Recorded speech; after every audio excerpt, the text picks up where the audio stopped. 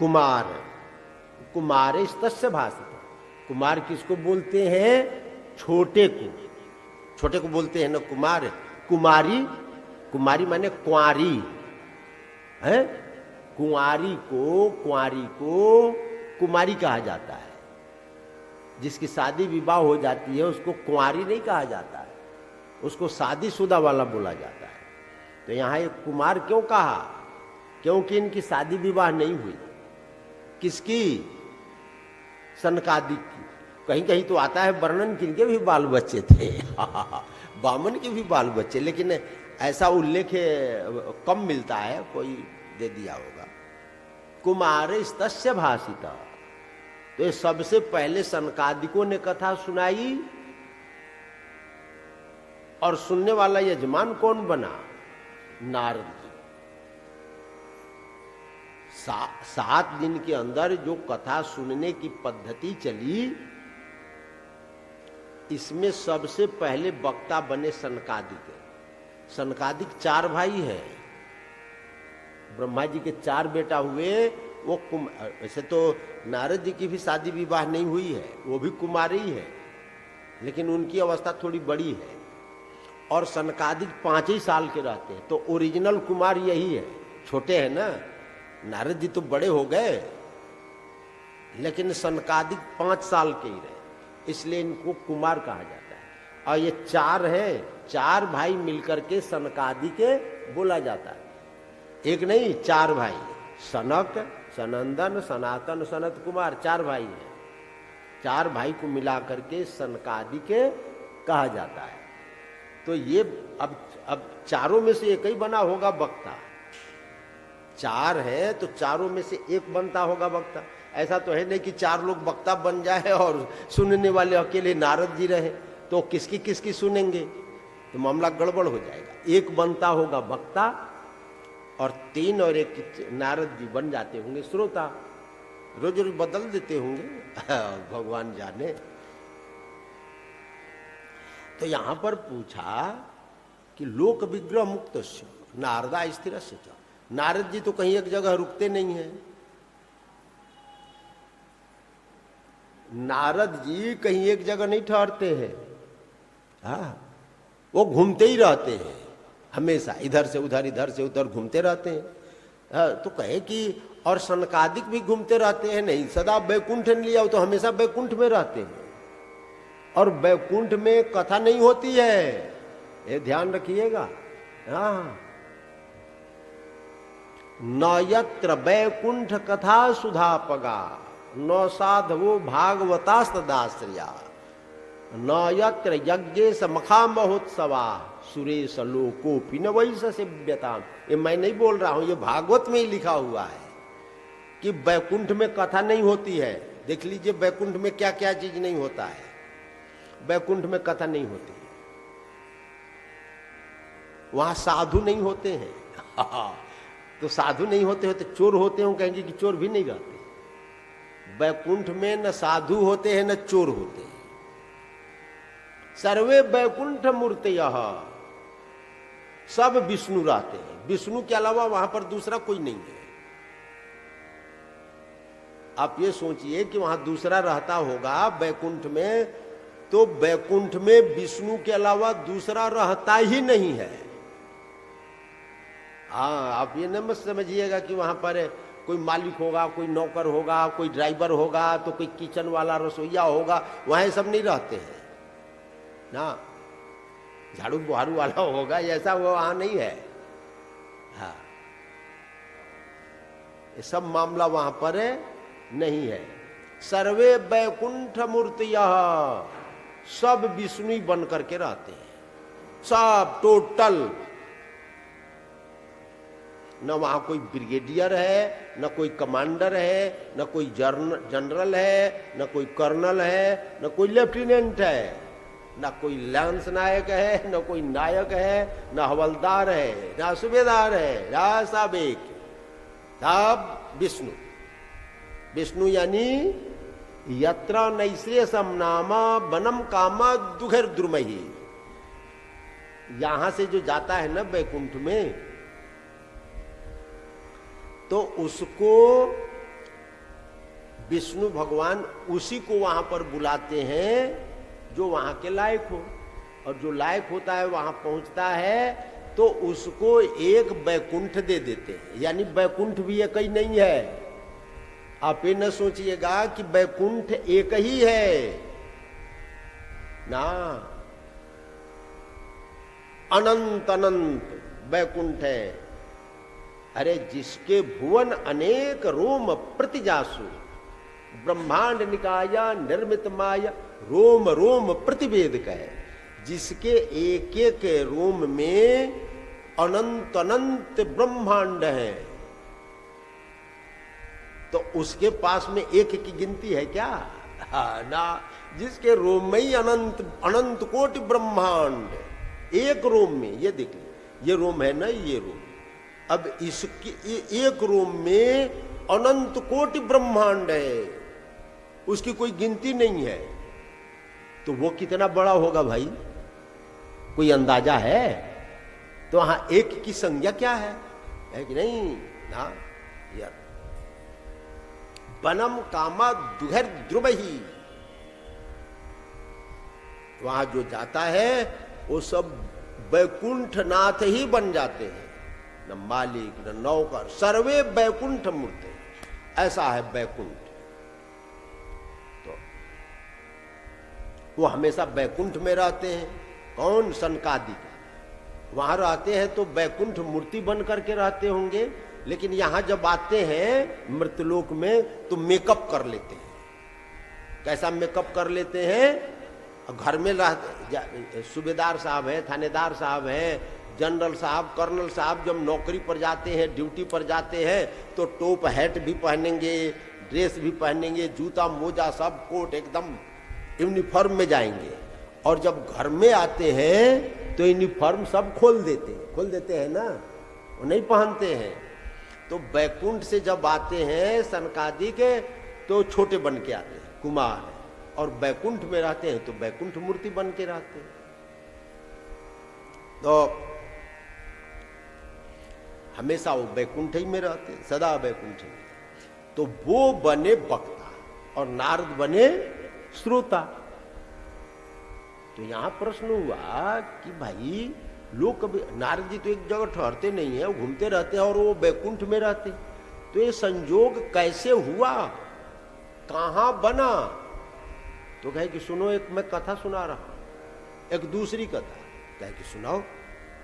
कहे कि एक बार एकदा ही विशालायाम चत्वार ऋषियों मला, ये जो चारों ऋषि थे ना जो बैकुंठ में रहते थे, तो उनको सत्संग करने की इच्छा हुई, कथा करने की।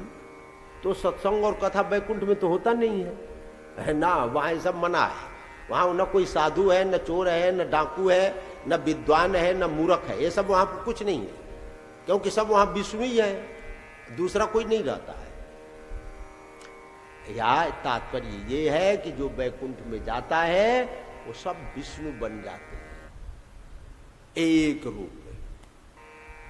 लेकिन जब यहां पर आते हैं तो सब अपना अपना फिर अलग अलग मेकअप करते हैं।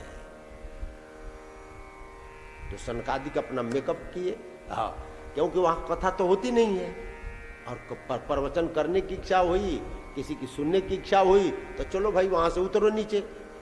अब वहां से नीचे उतरे तो बढ़िया जगह कौन है? कथा वहां पर हो जहां पर कोई टेंशन ना हो, दूसरा शब्द न सुनाई पड़े। तो कहे कि बद्रिकाश्रम है, वहां चलो, सबसे बढ़िया जगह। तो चारों भाई बद्रिकाश्रम में आए, है ना, ये हरिद्वार के आगे जाते हैं 300 किलोमीटर बद्रिकाश्रम, चलो वहां चलते हैं, सबसे बढ़िया जगह है, वहीं पर वो नर नारायण भी रहते, चलो वहीं पर कथा हो। तो चारों भाई आए। अब चारों भाई आए, आते ही उनको एक अलग नजारा दिखाई पड़ा। नारद बाबा जा रहे थे, ददृशुस तत्र नारदम, तो नारद जी को सनकादिकों ने देख लिया। रोका, ठहरो ठहरो, कहां से आ रहे हैं, कहां जा रहे हैं? बड़ी जल्दी जल्दी आ रहे हैं, जा रहे हैं, और कुछ उदास भी दिखाई पड़ रहे हैं। अरे साधु उदास नहीं होते हैं, आप उदास काहे के लिए है? कहे कि क्या करें महाराज, मैं चला गया मृतलोक में एक बार घूमने के लिए। मृतलोक में क्या काम आ गया? कहे कि तीर्थाटन करने की इच्छा हुई। जैसे हम लोग इंडिया में रहते हैं तो इंडिया वाले सोचते हैं कि चलो चलो जरा लंदन घुमाए, अमेरिका घुमाए, स्पेन घुमाए, यूरोप घुमाए, इच्छा होती है ना। तो बैकुंठ में रहने वाले की भी इच्छा होती है कि चलो चलो चलो हम लोग भी घुमाए, पर्यटन कराएं। तो आ गए मृत्युलोक में, तीर्थाटन करने लगे। तीर्थाटन करते करते भाई कि मैं मृत्युलोक में आया तो यहाँ तो अलग अलग दिखाई पड़ा सब मामला। कहे क्या? कहे क्या कलयुग आ गया। सत्यम नास्ति तपः शौचम दया दानम न विद्यते उदरम भरिणो जीवा बरा का कूट भाषिणा। यहाँ क्या दिखाई पड़ा? सत्य है ही नहीं, सत्य खत्म है। तपः शौचम, पवित्रता भी खत्म, तपस्या भी खत्म, दया भी खत्म, दान तो कोई करता ही नहीं है। दया दान हम न विद्यते उदरम भरिणो, और पेट भरने के लिए ही सब लोग काम करते हैं। बरा का झूठ भी बोलते हैं लोग, कूट भाषिणा। एक किसी ने प्रश्न किया किसी से कि भाई भगवान के जितने अवतार हैं इस संसार में सब भारत में ही क्यों हुए? दूसरी जगह क्यों नहीं हुआ? ऐसा लोग कहते हैं। अब दूसरे जगह भगवान का अवतार हुआ कि नहीं है तो भगवान जाने, लेकिन हमारे साहित्य में, हमारे पुराण में ये पढ़ाया जाता है कि भगवान ने 24 अवतार धारण किया। कहां कहां लिया ये तो पता नहीं। देखिए, मछली बन करके आए होंगे श्राद्ध देव मनु के पास में, तो उनको फिर वो सागर में डाले हैं। एकदा ही कृतमाला नदी के किनारे एक बार श्राद्ध देव मनु जल दे रहे थे किसी सूर्य भगवान को दे, तो उनके हाथ में एक मछली आ गई। अब मछली बड़ी हो गई, उसको फिर सरोवर में डाले, फिर नदी में डाले, फिर समुद्र में डाले। तो समुद्र में डाले होंगे तो कृतमाला जो नदी थी उसमें तो डाले नहीं होंगे, समुद्र तो अलग होगा। तो वो समुद्र या प्रशांत सागर है कि हिंद महासागर है कि अरब सागर है और कई सागर है। अब किस में डाले ये तो पता नहीं। और मत्स्य भगवान समुद्र में आए होंगे, ये भारत वाले समुद्र में आए हैं कि विदेश वाले में आए ये पता नहीं। तो भगवान हमेशा भारत में ही क्यों जन्म लेते हैं, अवतार लेते हैं? यदि हम माने तो ऐसा कहा जाता है कि भारत जैसी पवित्र भूमि दुनिया में कहीं नहीं। ऐसा कहा जाता है ना कि भारत सबसे पवित्र भूमि है, धर्म भूमि है, ऐसा बोलते हैं। तो कहे कि भाई भगवान यहाँ आते हैं पवित्र भूमि जान करके, धर्म भूमि जान करके। कहे कि धर्म भूमि जान करके तो नहीं आते हैं भगवान, भारत को धर्म भूमि जान करके नहीं आते हैं। फिर क्या जान करके आते हैं? अधर्म भूमि, हाँ, दुष्ट भूमि। भारत को भगवान दुष्ट भूमि, अधर्म भूमि मान करके आते हैं इस धरा पर। कहे क्यों? सिद्धांत यदा यदा ही धर्मस्य ग्लानिर्भवति भारत अभ्युत्थानम अधर्मस्य तदात्मानं सृजाम्यहं परित्रणाय साधूनां विनाशाय च दुष्कृतां धर्म संस्थापनार्थाय संभवामि जुगे जुगे। गीता में आया है ना, 4 अध्याय के 7-8 2 श्लोक है। जब जब धर्म की हानि होती है, अधर्म की वृद्धि होती है, दुष्ट लोग बढ़ जाते हैं, साधुओं को कष्ट दिया जाता है, तो भगवान का अवतार होता है। समझ में आ रही है बात? यानी भारत में जब अधर्म बढ़ता है, दुष्ट बढ़ जाते हैं, तो दुष्टों को मिटाने के लिए और धर्म की स्थापना के लिए भगवान भारत में जन्म लेते हैं। तो इसका मतलब तो यही कहेंगे कि भारत अधर्म भूमि है, दुष्ट भूमि है, क्योंकि भगवान के अवतार का हेतु तो यही है।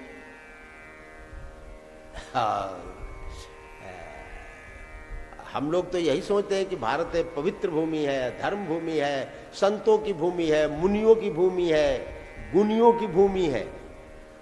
तो वहां तो भगवान अवतार लेंगे ही नहीं, क्योंकि भगवान खुद ही कह रहे हैं कि हम वहां अवतार नहीं लेते।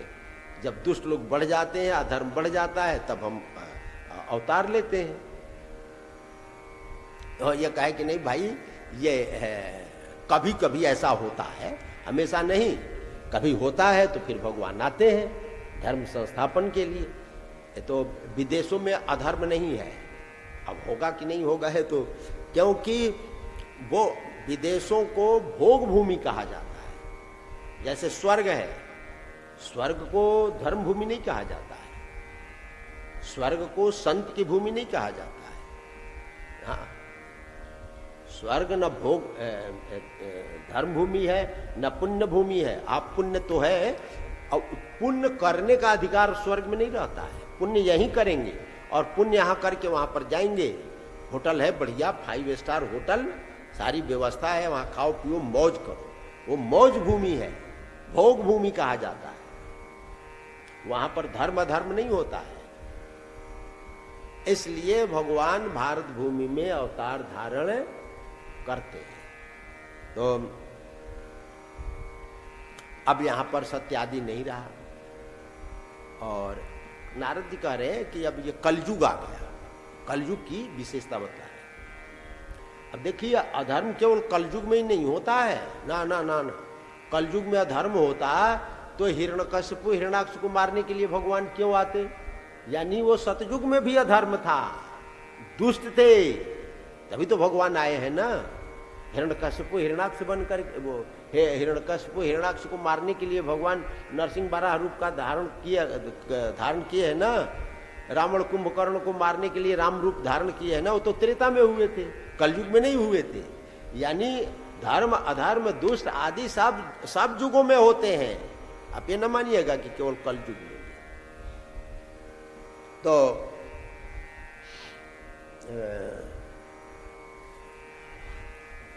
कहे कि भाई वो सनकादिक आए सत्संग करने के लिए, क्योंकि वैकुंठ में होता नहीं है। तो वहां पर नारद जी मिले। नारद जी ने राम कथा अपनी सुनाई कि हम एक बार घूमने के लिए, तीर्थाटन करने के लिए गए, पर्यटन के लिए गए। पर्यटन करते करते करते करते सब जगह गए तो सर्वत्र हमको कलयुग दिखाई पड़ा। कलयुग आ गया, कलयुग आ गया तो सत्य आदि, दान आदि, दया आदि तो ये रहे नहीं, और अपने पेट भरने के लिए लोग अपना काम धाम करते हैं। तो इस प्रकार देखते देखते मैं चला गया वृंदावन। एवं पश्चन कलेर दोषान पर्यटन न वनिम यामुनम तटमापन्न। जमुना के किनारे गया वृंदावन में, तो वहां मैंने एक आश्चर्य देखा। एक आतु तरुणी तथा एक औरत थी, बड़ी खूबसूरत थी, खोड़ सी 16 साल की उम्र थी, और उसके पास 2 आदमी सो रहे थे, बूढ़े बूढ़े। तो मैं जा रहा था तो उसने मुझे रोका, ठहरो। तो मैं ठहर गया। मैंने पूछा क्या बात है, क्यों हमको रोक रही हो? तो उसने कहा कि हमको कुछ चिंता है। मत चिंता मुपिना से, मेरी चिंता को दूर कीजिए। तो नारद जी ने पूछा क्या चिंता है भाई, क्या टेंशन है, क्या तनाव है? तुम कौन हो, पहले अपना परिचय दो। किसकी बेटी हो? ये 2 आदमी सो रहे हैं, ये कौन है? और ये स्त्रियां कौन है? तो उसने अपना परिचय दिया। अहम भक्ति रीति क्या था, मैं भक्ति हूं, और ये दोनों मेरे बेटा है। ये 2 है ना जो सो रहे हैं बूढ़े बूढ़े, ये मेरे बेटा है। और ये और जो स्त्रियां हैं ना, ये गंगा आदि नदियां हैं, रूप धारण कर ली है। गंगा तो बहती है पानी के रूप में, लेकिन गंगा जी का एक देवता भी होता है, अधिष्ठात्र। जैसे विद्युत है तो विद्युत का एक मंत्री भी होता है, विद्युत मंत्री, ऊर्जा मंत्री होता है ना। जल का भी एक मंत्री होता है, जल मंत्री होता है ना। तो वैसे ही सबका अपना अपना एक एक डिपार्टमेंट है। सब लोग अपना अपना राजकाज संभालते हैं। तो कौन हो, पूरा अपना परिचय दो। तो जो चिंता दूर करने का डिपार्टमेंट है, सब लोग अपना अपना एक एक डिपार्टमेंट संभालते हैं, तो संतों के पास भी एक डिपार्टमेंट आया है। और वो कौन डिपार्टमेंट है? चिंता दूर करने का डिपार्टमेंट है। भगवान के यहाँ एक स्पेशल मंत्रिमंडल है, अलग है, मंत्रालय बना दिया गया चिंता दूर करने का। लेकिन वहां पर एक ही मंत्री नहीं बने, वहां पर बहुत मंत्री, चिंता दूर बहुतों को हो सकता है, तो सबकी चिंता तो एक व्यक्ति दूर नहीं कर सकता है। तो वो वहां पर कई जितने साधु हैं, भाई तुम्हारे डिपार्टमेंट में चिंता दूर करने का विभाग रहेगा। मत चिंता हम अविनाशया, मेरी चिंता को दूर करो। भक्ति ने कहा, नारद जी ने कहा कि तुम कौन हो? कहे कि मैं भक्ति हूं। भक्ति जानते हैं किसको बोलते हैं? सा तस्मिन् परम प्रेम रूपा, भगवान के साथ प्रेम हो जाए, इसका नाम है भक्ति। भगवान से प्रेम हो जाए, इसका नाम है भक्ति। और संसार से प्रेम हो जाए, इसका मतलब है आसक्ति। तो भगवान से प्रेम होगा तो क्या मिलेगा? मुक्ति। और संसार से प्रेम होगा तो क्या मिलेगा? बंधन, जन्म और मृत्यु। ठीक है? कहे कि बिल्कुल ठीक है। आगे